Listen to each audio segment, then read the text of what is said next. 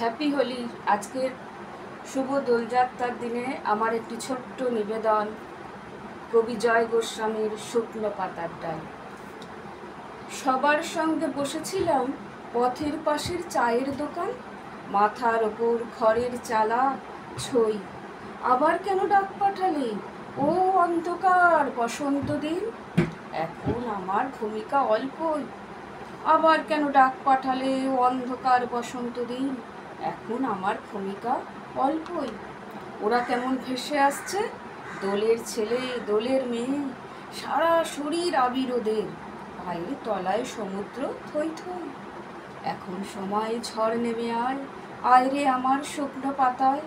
ডালে ডালে ঝড় নেমেছে ওই, উড়িয়ে নিল কে জানে কার পাগল করা গানের গলা, হাত থেকে ভাসিয়ে নিল বই। ফিরল যখন চুলের ওপর ঝড়ের কুটো আটকে আছে, সরিয়ে দেব, কিন্তু আমার ভূমিকা অল্পই।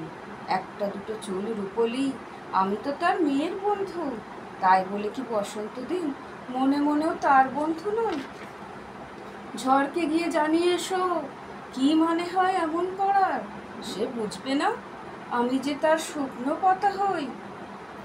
আবার আমার ডাল কাঁপছে, সমস্ত ডাল কাঁপছে আমার, কিন্তু বলো বসন্ত দিন, তার সঙ্গে তলিয়ে যাবার উপায় আমার কই?